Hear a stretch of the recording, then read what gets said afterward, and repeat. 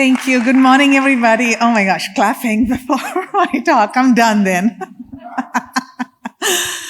Well, it's so great to be here. It's my first CannMed conference. As I mentioned yesterday, it's been so great getting to learn all the different aspects from hemp and cannabis. And today I'm going to be talking about some ongoing research in my lab related to the biology and management of hop latent viroid or HLVd. First, I wanted to acknowledge my funding resources, interdisciplinary partnerships with faculty and scientists like Zamir Punya, my grower, collaborator here. This is one of my favorite growers, John House, and you can see him standing next to a beet curly top virus infected plant. And of course, my students who do all the work, and then I get to come out here to this beautiful location and present their research. They all get to go to other locations, so no worries there. So as I mentioned, I work on hemp at Colorado State University, and hemp has seen some ebbs and flows in the last couple of years in terms of acreage and production. But just a couple of months ago, the USDA NAS released its report, and I'm happy to say that the total acres planted, harvested, and the value of hemp has significantly increased by literally over close to 50% compared to 2023.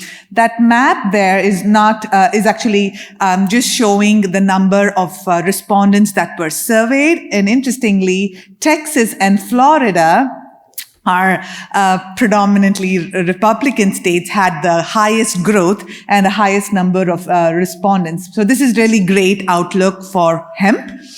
On the left side of your screen is one of our hemp plots. This is a CBD variety or cultivar of hemp, but typically CBD is grown indoors, but John House, my grower, does such a great job of growing good-looking hemp. So I put together a table of all the known, I should say published viruses and viroids in hemp. Of course, there are anecdotal evidence, but these are just published reports. And in total, there are 18 different viruses and viroids. Well, 18 viruses and one viroid, I should say. And there are a couple that haven't been actually detected in the field. You know, they've been artificially inoculated onto the plant. And out of these, 11 were detected through high throughput sequencing. So this has really been a game changer for an emerging crop like hemp and cannabis, and for other crops as well. So coming to hop latent viroids, quickly become the most significant threat. But originally in hops, it hasn't been of significant impact on hop yield.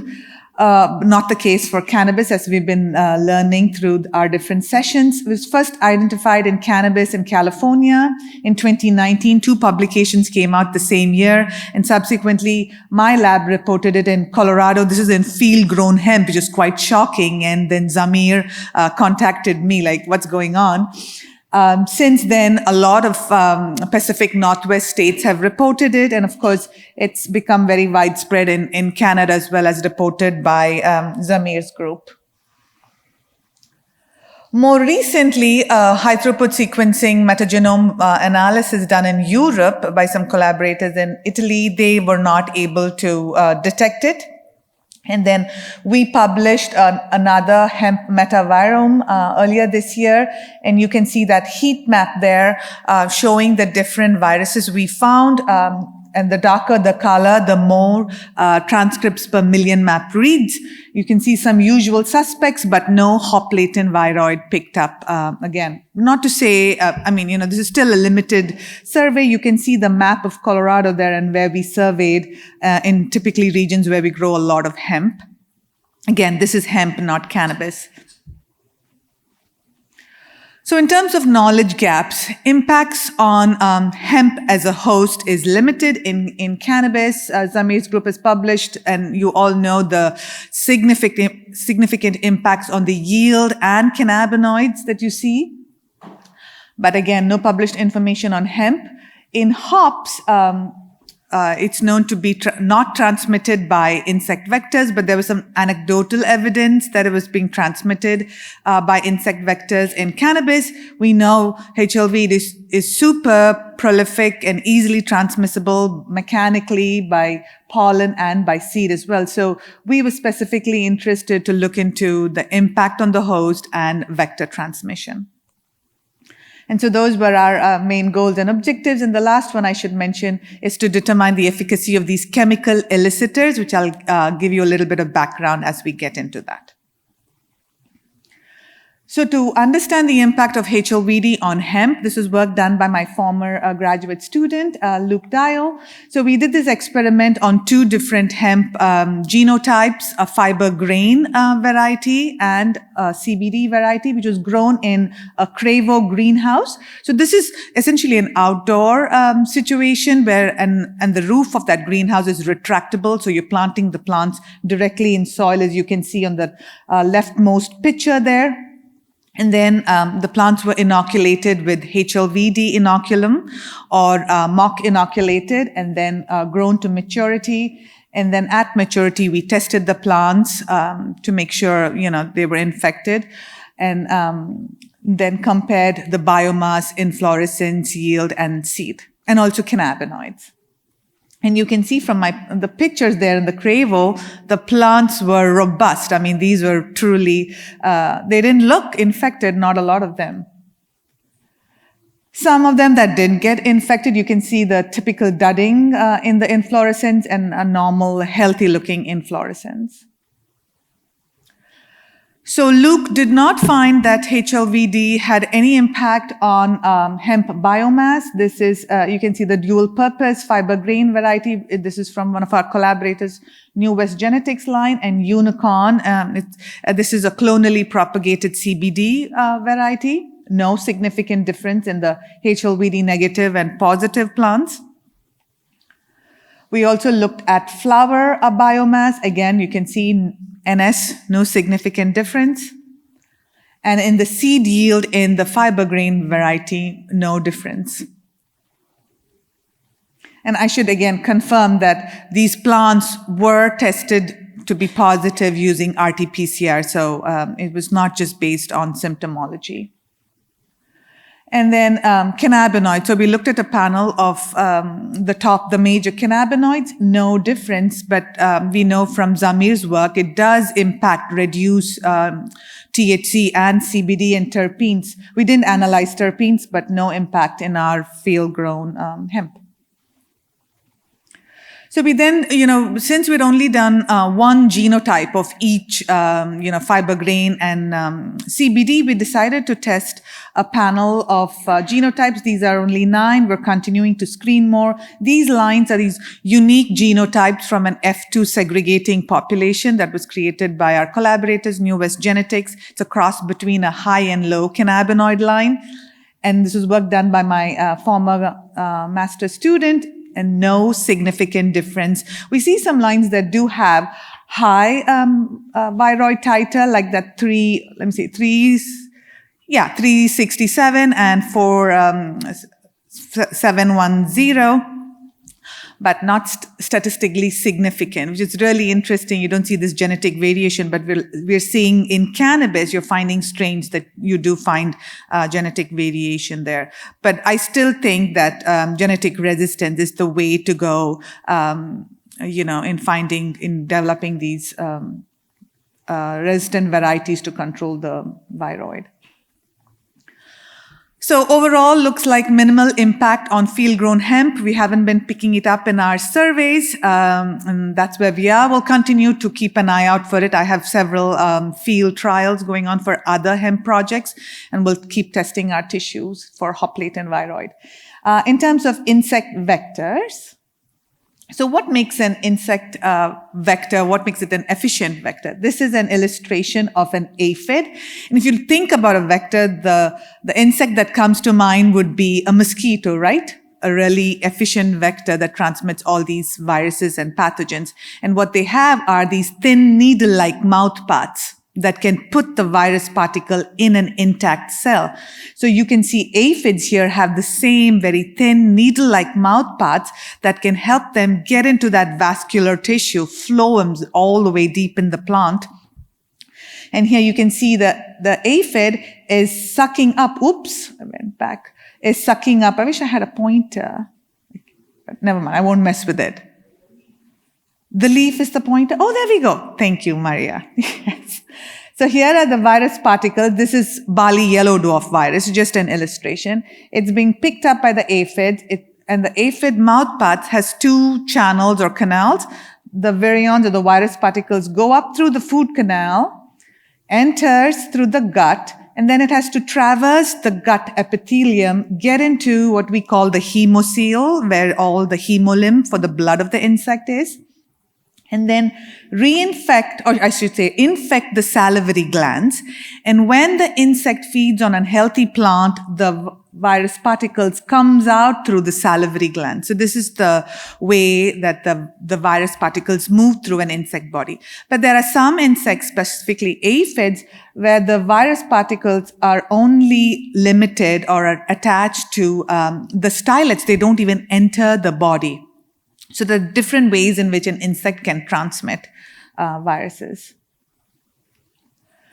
This is an example of a thrips, and you can tell thrips with their very short mouthparts. If you've noticed thrips, they are cell content feeders, so they're feeding on epidermal cells and just sucking up the virus particles that are in there. So very different ways of acquiring the virus, but the virus still, it enters through the salivary glands into the gut area, comes out of the gut and infects. I should have said enters the gut and then reinfects or infects the salivary glands and comes out.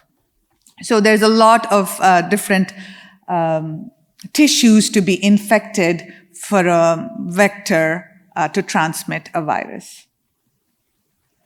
So for hemp, common pests are cannabis aphids. As you can see here, these beautiful looking insects, and there's some of the damage they cause, chlorosis. But aphids are phloem feeders, and we know what's in the phloem, lots of sugars. And so they excrete a lot of sugars, and these sugars then cause fungi to grow on it and causing what we call sooty mold, that black color that you can see. That typically happens.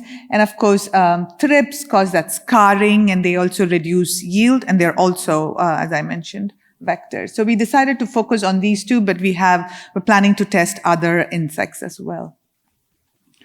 So to do the virus acquisition and transmission assay, this is work being done in my lab by my current graduate student, master student, Olivia. So we take an infected HLVd plants. The insects are placed on the plants in separate groups. We don't combine them together. Give them different times of acquisition, and then we give them a 4-hour gut content clearing period. This is because we don't want to just test the insects right after they've fed, because you're going to detect it in the plant material that they've been feeding on. You want to get rid of the plant material and only detect the virus or the viroids that are attached to the putative receptors, in the stylets or in the gut. So that's a crucial part here. And then we perform RNA extraction and PCR. And that's for the acquisition assays. For the transmission assays, again, insects are placed on an infected plants and then given that gut content clearing time and then placed on healthy plants for 48 hours. And then we remove the insects from the plants because we don't want them to just, go out of control on the plants. You won't have any plants to test. We get rid of the insects, and then plants are given a 4-week period, and then we test for the plants. So aphids, we gave them a different acquisition periods, 5 minutes, 1 hour, 24 hours, and 48 hours, and you can see around 40% of the cohorts were infected. So if you put a group of 10, we've done 10 aphids at a time, 40%, 4 out of 10 are infected, and the acquisition stays the same if it's 5 minutes or 48 hours. That's pretty interesting. Besides that, if you look at the amount of virus particles, or I should say viroid particles in these insects, there's no change. The viroid level stays the same. This is suggesting that the viroid is not replicating in the insects.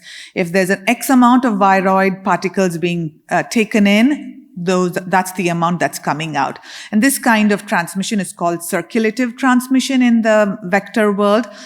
So that's good to know that it's not replicating and making causing more viroid particles. In some insects, the virus can also infect the eggs in the insects and be transmitted to the offsprings. So we are not in that transmission method for HLVd.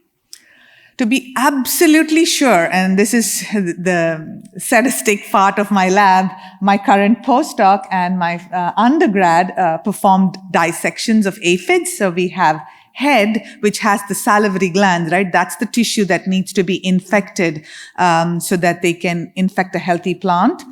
We have the head, we've got the gut, where the viroids will get infected and come out, and then the rest of the body, which is the carcass. So we tested viroid levels in these different tissues, and again, they all remain the same. But importantly, you do see it in the head and the salivary glands, which is showing that it is actually transmitted through the salivary glands or the saliva, and not just transiently there in the insect. For thrips, they can also acquire, but you see this sort of degradation dynamics going on, which is very interesting. So in 5 minutes, they readily acquire about the same level as aphids, and then it starts reducing pretty significantly and statistically significant. Now, if you've seen thrips damage, you see this silvering, and they're really messy feeders. They don't have sophisticated mouthparts like aphids do, that needle-like mouthparts. So I think they're just bursting the cell and not, being messy feeders and not picking up enough viroids. So this is very interesting to see this sort of degradation. But nevertheless, they can in fact acquire it.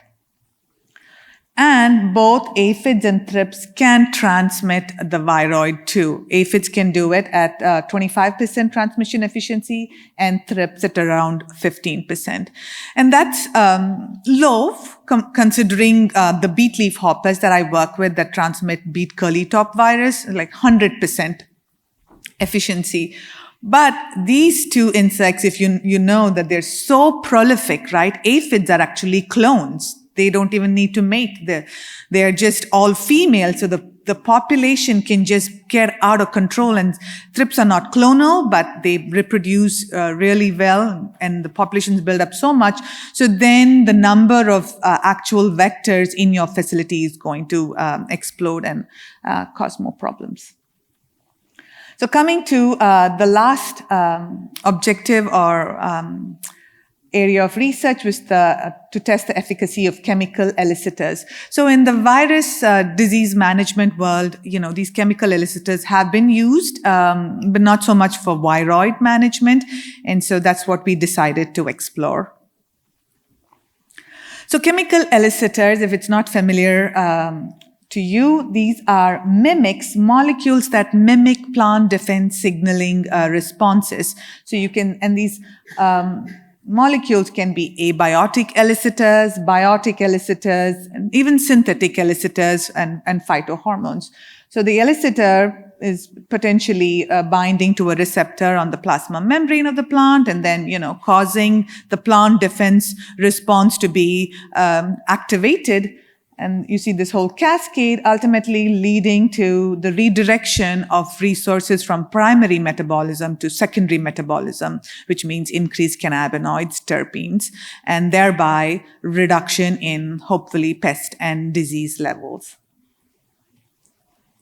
So we picked 8 different elicitors. We picked them based on their ability to be defense activators, to be senescence delayers. They are cell division promoters. So essentially, trying to boost the plant's natural immunity and reduce, the susceptibility to viroids. And some of them are should be common. like salicylic acid, methyl jasmonate, brassicnolides. These are known for several, really well-studied elicitors in terms of their ability to turn on plant defense signaling responses. So this was part of Luke's thesis again. So here what we did was we took clones from our HLVd infected mothers, tested them using PCR that they were in fact infected, which they always are. And then we applied these chemical elicitors in every week for 3 weeks. And then we stopped applying it and let the plants grow to maturity. And then analyzed the biomass and the cannabinoids. Not surprisingly, mixed, I should say. We did not see a reduction in HLVd levels. These are the different treatments, and we are comparing them to the solvents in which we dissolve them, and we don't see significant change in the HLVd levels. And this sort of reiterates what we've been seeing in hemp, where somehow it's more resilient to HLVd infection. So no reduction in HLVd levels. But certain chemical elicitors, notably salicylic acid, brassicnolides, the 6-BAP, and methyl jasmonate, significantly increased yield, biomass, just the plant biomass, and flower yield. In fact, salicylic acid and the 6-BAP is around 50 to 80% increase in yield, in the flower yield and biomass. So that's pretty significant. Now, it all can't be a win-win, right? There should be something that is going to bring us all back down to earth. Some of these elicitors, again, I'll highlight salicylic acid, significantly reduce CBD and delta-9 THC. So while you have this increase in growth, there was a 30%, if I remember right, 30 to 35% reduction in cannabinoids. So, and this is well known in the ecology theory, the trade-off between growth and defense. When the plant is putting all these resources to grow, something's got to give, and these cannabinoids are getting impacted. But you can make the choice. You're getting all this increase in yield, and you're seeing a small reduction, a 30% reduction in cannabinoids. So to summarize, at least field-grown hemp seems to be pretty resilient to HLVd, but even though we tested a panel of 9 genotypes, it could be that we just picked these resistant ones and we're screening more genotypes, because it could be genotype specific, and this is what we've been seeing in cannabis with some of the strains. HLVd is definitely vector transmitted, but at a low efficiency. But these insects are highly prolific and the populations can get out of control. We'll be testing hemp russet mites and corn earworms. These are chewing insects, caterpillars with the large mouthparts, and they are not very efficient vectors because they are chewing the cells, right? And they don't leave an intact cell for the virus to proliferate. So I don't expect them to be very good vectors given such a low transmission already for aphids, but we will be testing them. And then we need to be thinking about optimizing the dosage and timing of these chemical elicitors, so there's no trade-offs with cannabinoid, which is crucial for both hemp and cannabis growers. And with that, I'd like to thank everybody for your attention. And I want to highlight this website that we've put together. We talked about outreach and education being so crucial.